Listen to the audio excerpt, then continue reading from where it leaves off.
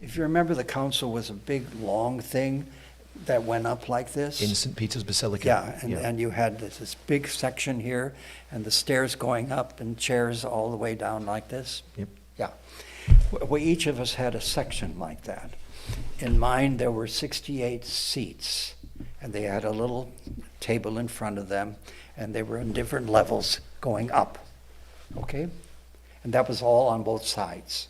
And did bishops have the same, just out of curiosity, did bishops have a designated seat? That's right. With it? Okay. That's right. So where were your bishops from that you were looking after? Most of them were from Hispanic places. Right, okay.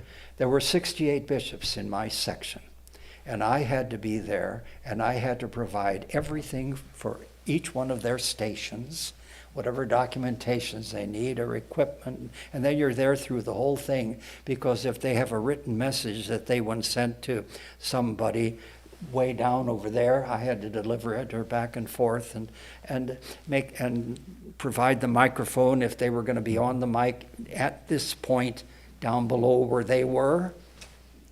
You know, that was huge. There were 4,000 bishops there.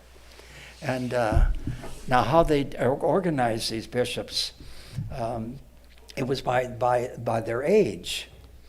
The youngest ones were at the doors furthest from the baldacchino and where the cardinals were. And so I was about the third group up going forward. That was mine, and there were two before me.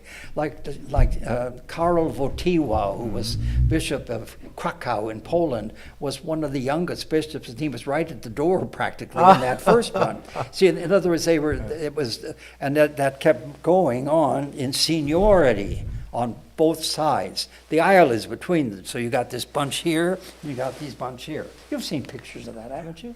How did you feel being there and essentially, not that the church is solely the episcopate, of course, but to see the global church gathered in one place in St. Peter's Basilica? What were your feelings being involved in that and seeing that firsthand? Mine? Yeah. I thought it was liberating. But the main thing, and then they in had... what way? Well, the fact that everyone there was able to hear and listen and then participate in all of this, whatever was on the agenda for that day. But over on, way up toward the altar you had the long, it's a big table, like that over there, which was where the presidents of the Vatican Council sat. And that was right below the big baldacchino of St. Peter's, right way up the head of it all. And that's where they were. And then over on, and if you're facing this way, now my bishop's group was right over here, way back there somewhere. and then the rest of it just kept going. The cardinals were all in that last segment right over there. And then over there was a raised, elevated section. From there, those people could observe the whole thing, and those were the members of the other Christian denominations. They were all in there. That was never done before, ever. So, as somebody who was there firsthand, and we're now more than half a century on, how would you describe the vision? If you were to crystallise the vision of the Second Vatican Council, how would you describe it? And as a scorecard, how have we got on in the intervening decades in making that vision a reality? You've got two very important observations or questions there. But from the start, the whole point of it was to reactivate our understanding and our appreciation and the mission of the church in terms of the whole content of the faith. And that was what they did from 62 to 65. That's what they did. They went through everything. Liturgy was one thing, Catholic education was another, and that was in tremendous detail to freshen up our understanding of these things and the practicality of what are you going to do with it now, and so forth. And that was like there was a whole thing about priesthood, for example, and or religious life, and well, you name it. But it was everything.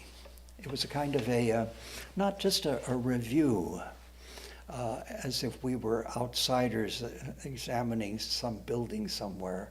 No, it was a deeply seated, personal, sacramental